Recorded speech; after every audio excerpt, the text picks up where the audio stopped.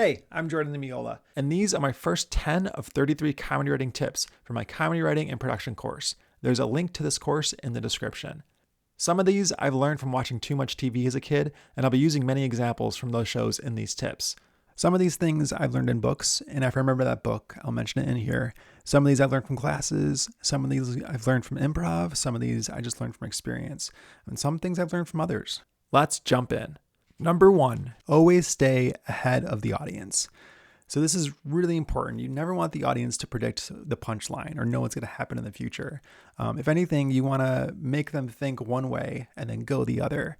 If you look at I Love Lucy, they were so good at this. They would always make the audience think one way and then surprise them and go another way. You want to subvert expectations. In the classic episode, Lucy does a TV commercial. Lucy sneaks onto a commercial for a health tonic, Vitamin Vegemin. Viewers know she's going to drink it, but the surprise comes in how drunk she gets over multiple takes, because she doesn't know that Vitamin Vegemin also has alcohol in it. Her slurring delivery of Vitamin Vegemin catches the audience off guard and escalates hilariously. Don't let the audience figure out the punchline.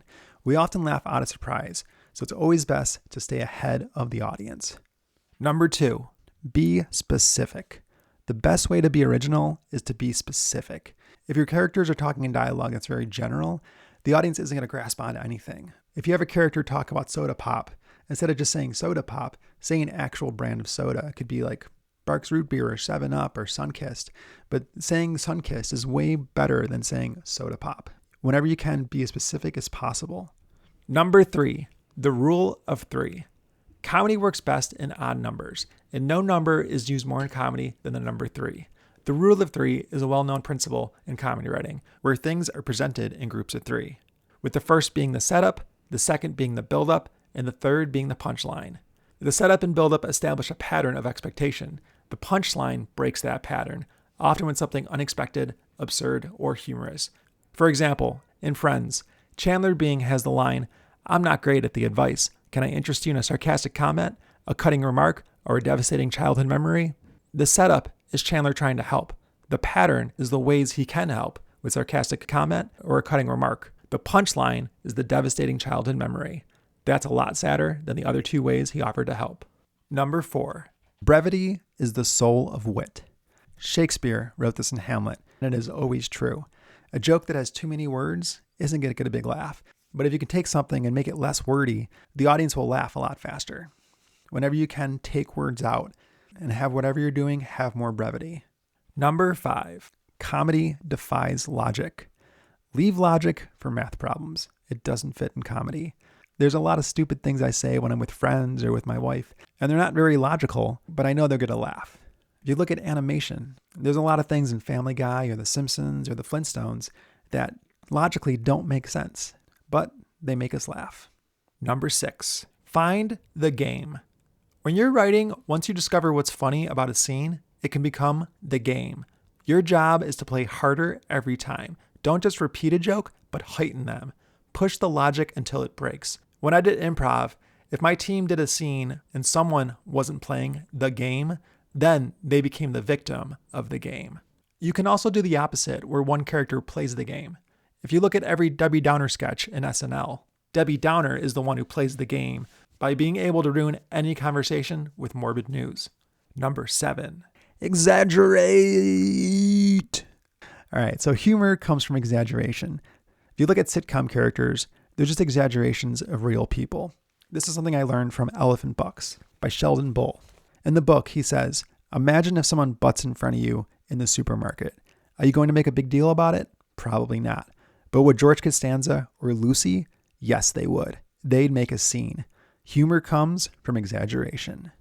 Number 8, escalate, escalate, escalate. When characters have problems, escalate those problems. Great sitcoms know how to do this. You'll see characters have a little problem in Act 1, and then that problem becomes bigger and bigger in Act 2 and 3. Many sitcoms will exaggerate and escalate a problem to get never-ending jokes. For example, in It's Always Sunny in Philadelphia, they always escalate their problems with the characters.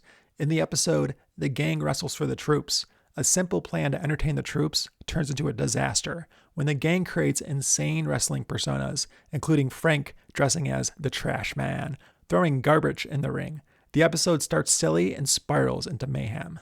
Whenever you can, escalate, escalate, escalate. Number 9, position the payoff. This is something I read in Stand-Up Comedy, the book, and it's helped me so much. Sometimes when a joke doesn't work, fixing it is just a matter of rearranging the words. When in doubt, try to put the funniest word last. The funniest word last will often pay off the most. Number 10, have a blue sky period.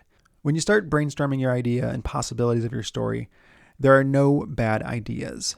The Office called this the blue sky period, where in the first 2 weeks of the writing room, all ideas were welcome. It didn't matter if they made sense or didn't make sense. I mean, who burns their foot on a George Foreman grill? Michael Scott does. And it probably came from that blue sky period. When you first start writing, there are no stupid ideas. Let any idea go anywhere and everywhere you want to. Because like I said before, comedy defies logic. Don't worry about any rules in a blue sky period. Just have fun and then pick and choose the best ideas later. For tips 11 through 33, check out my comedy writing course. If you found these tips helpful, you're going to love my course.